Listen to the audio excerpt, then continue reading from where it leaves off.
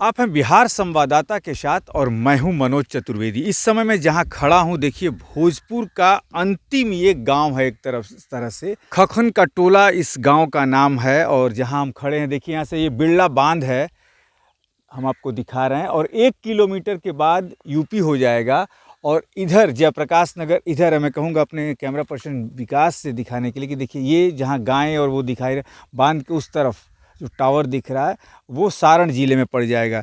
यानी कि ये 3 तरफ से बिहार से उत्तर प्रदेश जो घिरा हुआ है, वहाँ हम खड़े हैं। एक खखन टोला जो है, वहाँ एक किसान हैं और जानेंगे। देखिए गेहूं की फसल कट रही है, तमाम फसलें जो हैं लहलहा भी रही हैं, भुट्टे भी हैं। और जानेंगे इनकी एक बच्ची है जिसके साथ जब लोग शहरों में लोग अपने एसी कमरों में सोते हैं, बड़े बड़े स्कूलों में बच्चियां पढ़ने जाती हैं, उस समय गांव की ये बच्ची अपने पिता के साथ खेतों में बोझा, ये एक तरह से कह लिए कि इनकी ये पूंजी है। 1 बीघा से 1.5 बीघा में खेती करते हैं। जानेंगे इनसे। क्या नाम है? मिनेश यादव। मिनेश जी, कितना खेती करते हैं? हम तो 1.5 बीघा खेती करते हैं। 1.5 बीघा की खेती हाँ। करते हैं। तो ये 1.5 बीघा में कितना गेहूं की फसल हो जाती है आपको? कितना मन? अगर अच्छा से बन जाएगा तो 10 से 12 कुंटल जाएगा। 12 कुंटल बन जाएगा। और 12 कुंटल का दाम क्या होगा, सरकारी दाम? 12 कुंटल का दाम सरकारी यही 18 का चल रहा है। हाँ। तो 18 दूना 36, करीब मैंने 24,000 रुपया। 25,000 रुपया आपके पास आएगा। और घर में कितने परिवार हैं? हम 3 परिवार हैं, पति पत्नी और एक हमारा बच्ची ये है। बच्ची जो है। हाँ। अच्छा, तो ये तो मान लीजिए कि 30,000 के पास आसपास बनेगा पैसा। तो क्या 30,000 में कितनी फसल आप उगाते हैं? एक ही फसल है, सिर्फ गेहूं? हाँ, कैसे कि ये तो बाढ़ एरिया हो जाएगा सब। ठीक है। तो बाढ़ ये 3 महीना तो पानी रहता है। अच्छा, हाँ, तो ये गंगा का बाढ़ यहाँ तक आ जाता है? हाँ, सब भर जाता है। अच्छा, तो क्या हर साल बाढ़ आती है? हर साल बाढ़ आती है।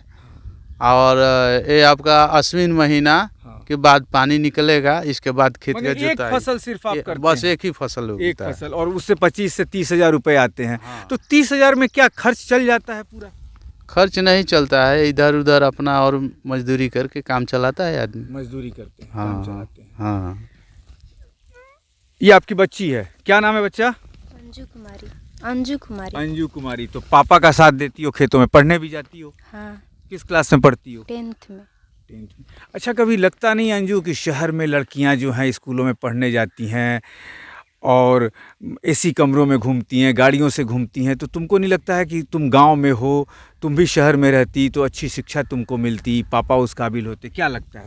कुछ तो सोचा होगा कि पापा के साथ आज यहाँ काम करती हो तो कल कुछ बन जाओगी तो पापा के लिए एक सहारा बनोगी। क्या सोचती हो? पुलिस बनना चाहती हो? हाँ। देखिए गांव की बच्ची है, बहुत छोटी है और आंखों में एक तरह से आंसू आ गए हैं। अपने पापा के सपनों को पूरा करने के लिए पुलिस बनना चाहती है, लेकिन संसाधन नहीं है। बाढ़ का पूरा इलाका है और 9 महीने खेत ये पानी में रहते हैं, 3 महीने एक फसल आती है। अब सोच सकते हैं उस किसान की दशा क्या होती होगी जिसके खेतों में 9 महीने पानी होता है, एक फसल, और मात्र 25 से 26,000 रुपया यादव जी को इस फसल। और इसी में से तो आप वो अपने घर के खाने के लिए भी रखते होंगे? सब कुछ इसी में से होता है। इसी में जो से हाँ, सब जो कुछ भी होता कुछ करना है, खाना है, खेत है, दवा है, सब कुछ देखना इसी से है। तो कहा जाता है गांव में कि यदि माने पैसे की कमी होती है तो साहूकारों से कर्ज लेना पड़ता है, खेती के लिए कर्ज लेना पड़ता है, बिटिया की शादी हो, घर बनाना हो तो साहूकारों के ऊपर ही। आप जैसे जो छोटे किसान, आप मझोले किसान भी नहीं है, सबसे छोटे किसान हैं, तो आप लोगों के ऊपर कर्ज का बोझ, तो ये क्यों बोझ चढ़ते जाता है? तो क्या ये सच्चाई है क्या? हाँ, ये सच्चाई है, क्योंकि यहाँ के जो बड़े बड़े लोग हैं ना जी, सब सब बड़े बड़े राजनेता के साथ में मिले हुए रहते हैं। अगर हम लोग कोई काम भी लेके जाएंगे ना तो उसमें से 20% तो खा जाएंगे। अच्छा, तो इसके वजह से आदमी नहीं जा पाता है, यही सोचता है कि चलो कर्जे ही ले लेता है। कर्ज ले लेते हैं। हाँ, तो फिर कर्ज पे तो सूद भी यादव जी देना पड़ता होगा। अब कैसे करके अब तो चलाना ही पड़ेगा, घर तो अपना चलाना है किसी हाल से।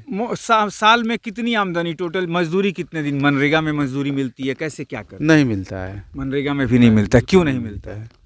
हम लोग का जो कुछ भी आता है वो भी नहीं मिलता है। राशन मिलता है, उसमें से तो आदमी पर जो कि 5 केजी मिलता था, अब वो भी आदमी पर काट देता है, 12 केजी देता है, 4 केजी के देता है। और तो और अलग की बात है, जो उसकी सरकारी खदान है, सरकारी जो कि गरीब के लिए देता है सरकार, आवास आता है तो ये लोग अपना रिश्तेदार है, बड़े बड़े अपना जितना आदमी है सबको बांट देता है ले जाके, किसी का रोड बना देता है, किसी का दरवाज़ा ढलाई कर देता है, बाकी गरीब का कुछ नहीं होता है। जिस तरह भोजपुर के डीएम हैं राजकुमार जी, कहा जाता है कि बड़े कड़क और ईमानदार डीएम है, लेकिन आज मैं उन्हीं के एक क्षेत्र से ये व्यथा एक किसान की सिर्फ दिखा रहा हूँ मैं, क्योंकि हम जब रास्ते से जा रहे थे जयप्रकाश नगर तो ये मिले, और एक किसान की मैं व्यथा दिखा रहा हूँ। ऐसे न जाने इस इलाके में कितने किसान होंगे और ऐसे अंजू जैसी कितनी बेटियां होंगी जो पुलिस बनने का सपना पिरोए हुए हैं, लेकिन संसाधन उनको नहीं मिल रहा है। तो इसमें समाज के लोगों को आगे आना होगा। सरकार को जो योजनाएं सरकार बनाती है उसे कागज पर ही नहीं, इस गांव के खक्खन टोला के, भोजपुर के खक्खन टोला के गांव पर उतारना होगा। कौन सा ब्लॉक है यादव जी?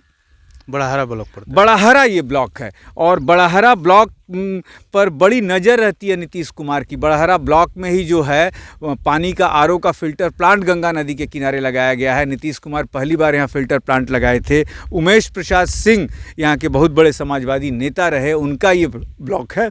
लेकिन व्यथा हमने एक किसान की आपको सुनाई। यदि रास्ते में और किसान मिलेंगे उनकी भी तस्वीरें आपको दिखाते चलेंगे, लेकिन आप बने रहिए बिहार संवाददाता के साथ। नमस्कार।